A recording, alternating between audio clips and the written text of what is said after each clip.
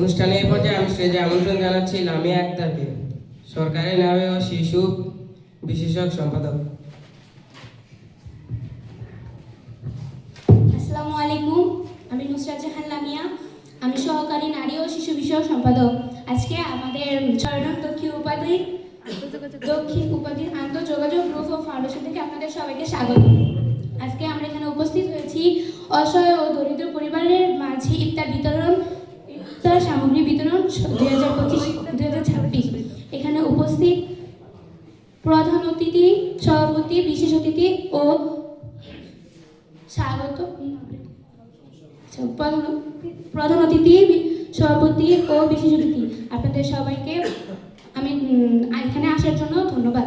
আজকে আমাদের এই আন্তঃযোগাযোগ গ্রুপ অফ ফাউন্ডেশনটি 4 বছর ধরে চলছে। প্রতি বছরই আমাদের এই আন্তঃযোগাযোগ গ্রুপ অফ ফাউন্ডেশনে ইফতার বিতরণ করা হয়, ইনশাআল্লাহ সামনেও করা হবে।